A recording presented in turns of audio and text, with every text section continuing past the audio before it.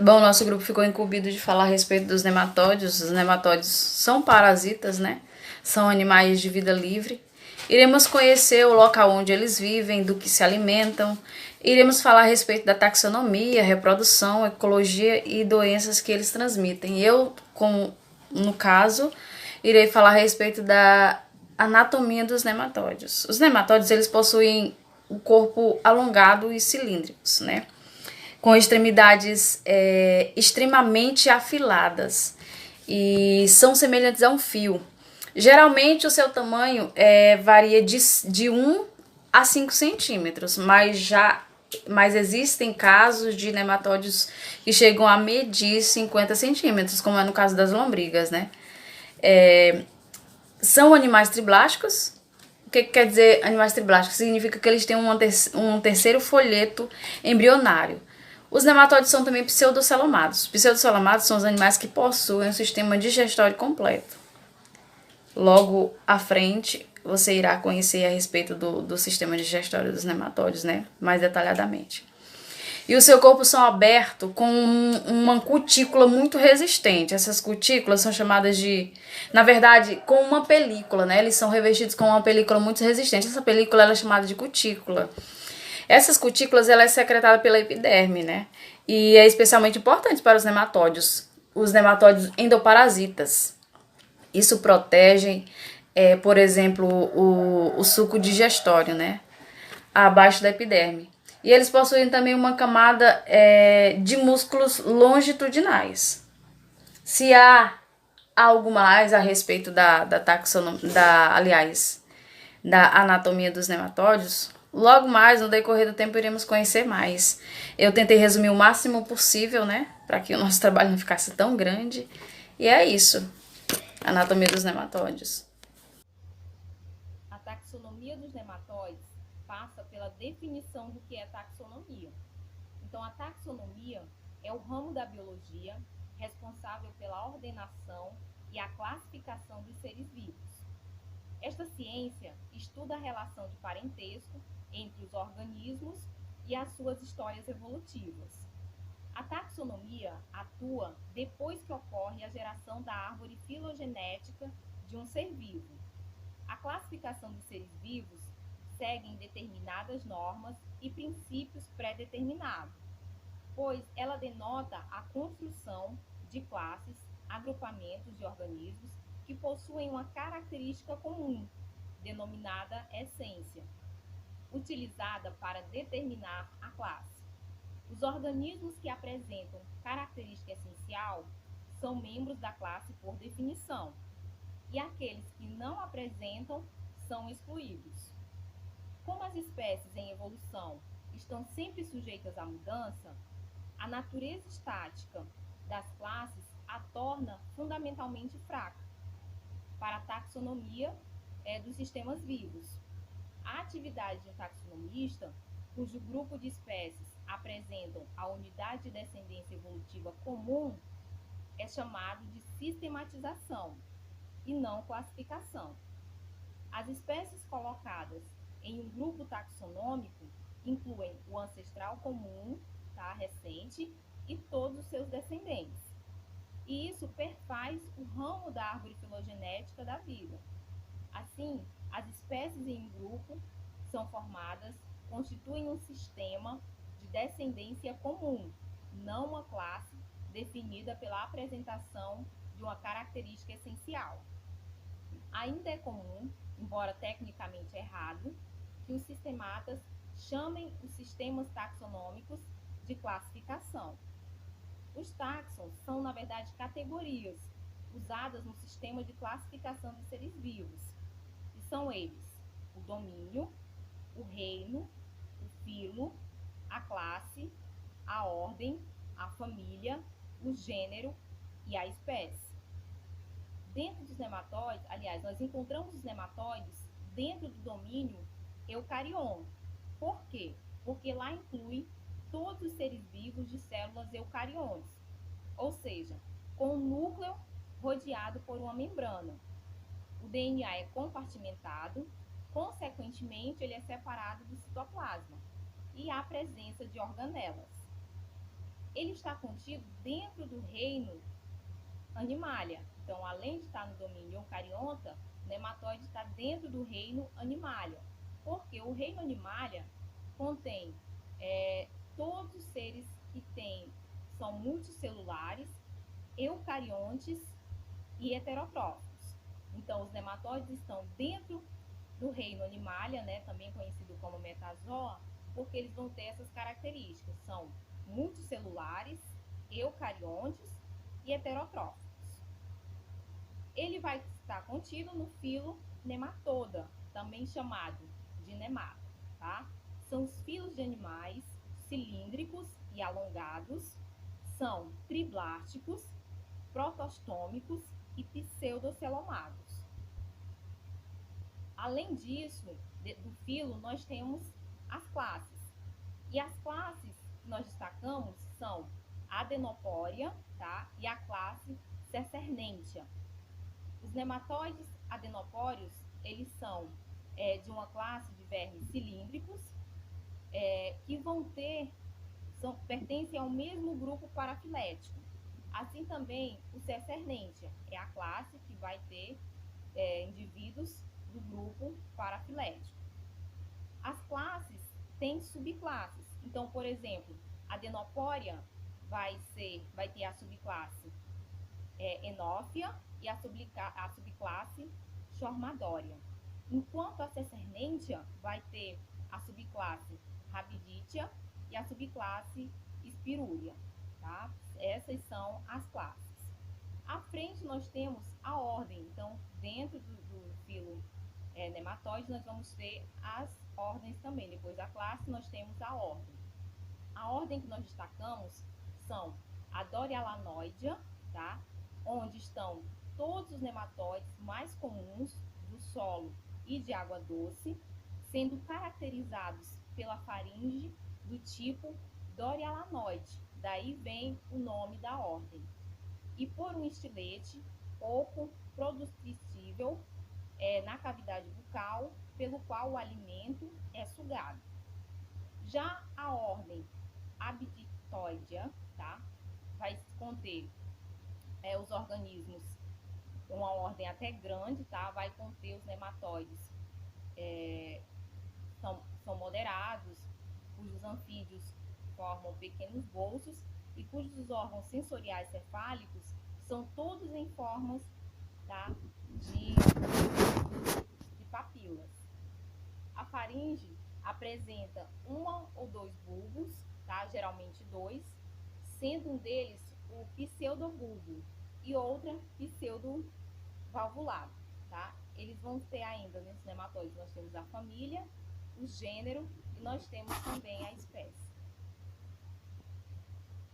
Sou Ingrid Stephanie Souza Moreira, sou acadêmica do curso de Ciências Biológicas na UEMA em Pedreiras e vou falar sobre o filo Nematoda, os nematelmintos.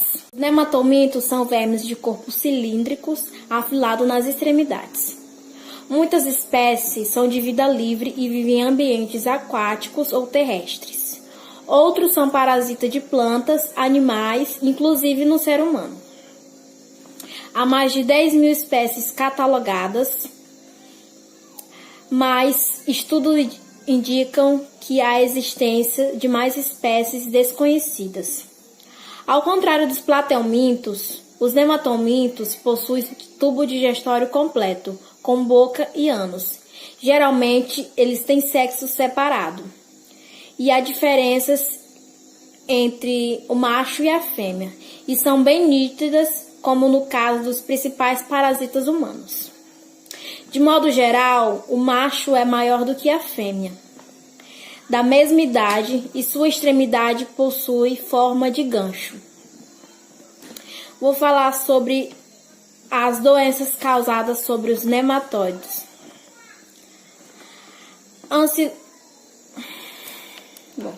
Ancilóstomos ou amarelão, seus sintomas são ulcerações no intestino delgado, hemorragia e, de consequência, anemia. Sua transmissão é infestação ativa ou passiva.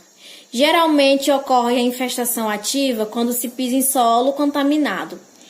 E a infestação passiva é quando se come o alimento contaminado. O homem é o único hospedeiro. E a infestação se dá da seguinte forma: a larva filarioide entra no sangue e vai para o coração, seguindo para os pulmões, onde acontecem duas mudas que têm como finalidade tornar as larvas mais resistentes ao suco gástrico.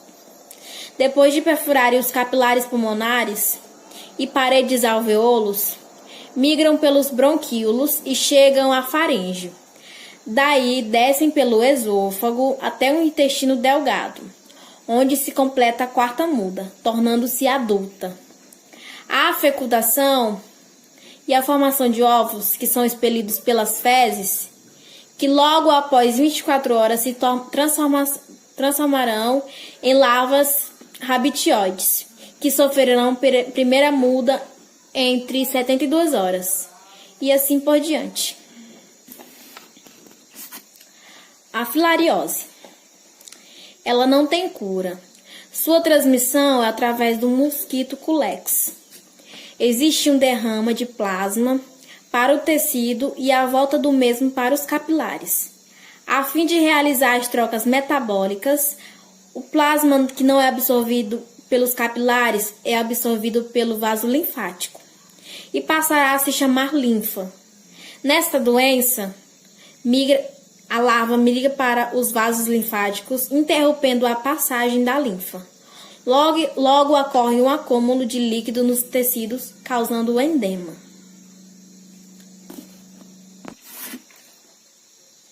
Ascaris lumbricoides, mais conhecido como lombriga. É uma espécie de nematóide da família Ascaridae. Parasita de seres humanos, é a causa da doença mais conhecida. Ascaris lumbricoides, conhecido como lombriga, é o nematóide da família Ascaridae. Parasita de seres humanos e é a causa da doença mais conhecida como acarandíase. Os vermes adultos chegam a medir de 15 centímetros a 40 e se desenvolvem no intestino delgado do ser humano, onde macho e fêmea se desenvolvem. Ele é o nematóide que mais infecta o trato intestinal do ser humano e é mais comum nas crianças. Sua contaminação é através da ingestão de ovos, geralmente encontrado na água, nos alimentos e nas mãos também que tiveram o contato com as fezes humanas. Sua distribuição geográfica. A infecção por hematomintos humana é a mais comum e tem distribuição mundial. Então, esse vírus está espalhado pelo mundo inteiro.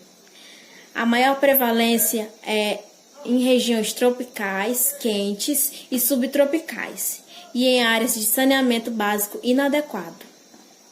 Seus sintomas são dor abdominal, náuseas, inchaço, síndrome de Leufer, que é a febre e a tosse, diarreia, problema no intestino, como não conseguir fazer fezes. E a melhor forma de evitar essa doença é ingerir somente água tratada, lavar bem as frutas e legumes antes de ingeri-los, lavar sempre as mãos quando for botar na boca e não defecar em locais inapropriados. Olá, eu sou o Antônio Olímpio e irei falar sobre a ecologia dos nematóides. Os nematóides são animais basicamente aquáticos, embora possam ser encontrados em quase todos os tipos de habitat, desde que haja um filme d'água para mantê-los umedecidos. Há ao redor de 80 mil espécies que já foram formalmente descritas, porém, os especialistas deduzem que esses números podem chegar até 500 mil.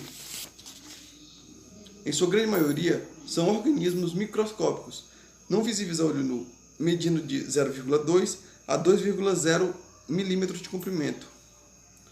Umas poucas formas, no geral, zooparasitas, são bem maiores, sendo mensuradas em centímetros ou, raramente, em metros. O maior nematóide hoje conhecido é a Placentonema gigantíssima, com cerca de 8 metros de comprimento, encontrado na placenta de mamíferos cetáceos, a baleia cachalote. Costuma-se dividir os nematóides em 3 grupos, quanto ao modo de vida ou hábito alimentar.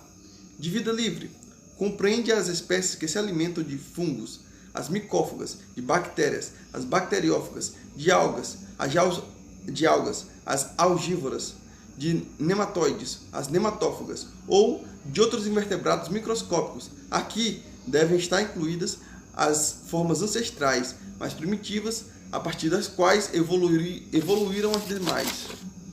As zooparasitas adquiriram a habilidade de associar-se a animais invertebrados e, principalmente, vertebrados, que utilizam como hospedeiro e dos quais expoliam os nutrientes necessários ao desenvolvimento e à reprodução. Os fitoparasitos adaptaram-se também à vida parasitária, mas sobre as plantas, sendo encontrada mais comumente infestando as raízes. Essas são classificadas em endoparasitas, que invadem os tecidos radiculares e ficam grande parte do ciclo de vida dentro das raízes das plantas, ou ectoparasitas, que geralmente alimentam-se externamente às raízes. Os nematóides alimentam-se das raízes por meio de estiletes que inserem nas células radiculares para remover seu conteúdo. Desta maneira, impedem a absorção de água e nutrientes pelas plantas. A maioria dos nematóides são dioicos e apresentam dimorfismo sexual, ou seja, diferença entre os machos e as fêmeas. Geralmente, os machos são menores do que as fêmeas, apresentam cauda encurvada e na região posterior possuem espículas copulatórias que facilitam na reprodução. Possuem também cloaca, que é por onde eliminam os espermatozoides. Já as fêmeas são maiores do que os machos e possuem poro genital, que é por onde recebem os espermatozoides.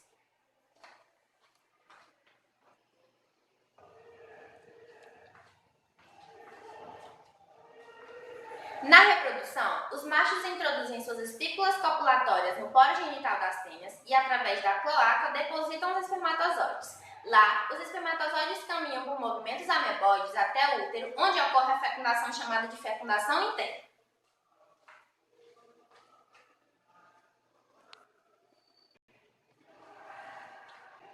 Depois de fecundados, os zigotos se desenvolvem dentro de um ovo de casca resistente e considerado simples, pois não apresentam células vitelinas.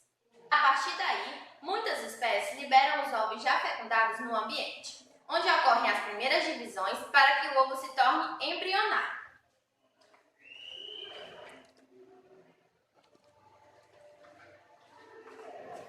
Após isso, o ciclo evolutivo pode ser considerado direto ou indireto, dependendo da formação de larvas dentro ou fora do ovo.